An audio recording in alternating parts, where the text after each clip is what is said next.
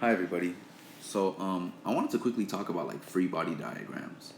Um, I know for some time like I sort of struggled with just understanding maybe just everything that was truly going on in a free body diagram.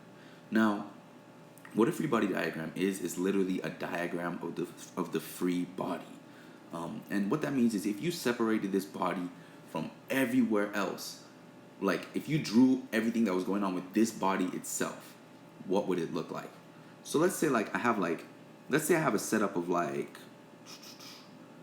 I'm not an artist, okay, but let's say I have a setup of like a chair, okay, and let's say I have like somebody sitting on that chair, and let's say that like they have to be touching the chair to sit on it, right? And let's say this is their feet, these are their hands, okay, and that's their head, right? Now, what would go on with this free body diagram? Now, we would remove the chair completely, okay? And we would draw whatever external forces are acting upon this body. Now, one free body diagram, one force. Now, that's another thing to mention. Free body diagrams generally include force, okay? Or like this thing we have called like moment or torque, right? But they don't include maybe like, and they include distances as well, but they really don't include like speed, things like that, okay? Just maybe like force and distance and maybe moments or torques, right?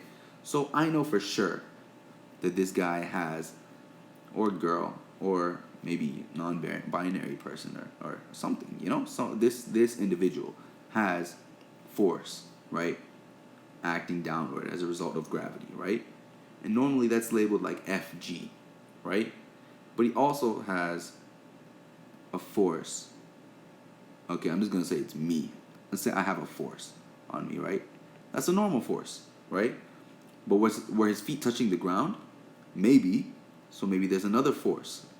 I'm just gonna say that's also a normal force, but a force due to the floor.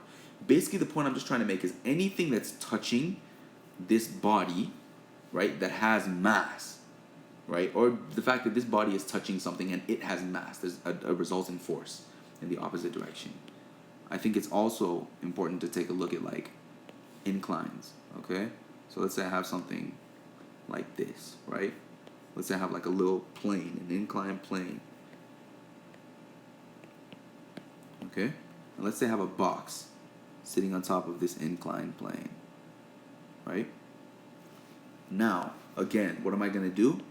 I'm gonna remove that whole, I'm gonna remove that whole situation going on there, that whole ramp, right? And I'm gonna go ahead and draw maybe my gravity, things like that, right? So now what are we gonna realize? Gravity is still pulling this thing directly downward. That's still the force of gravity. But we also have a normal force. But remember, the normal force is opposite of the direction that the force is going in.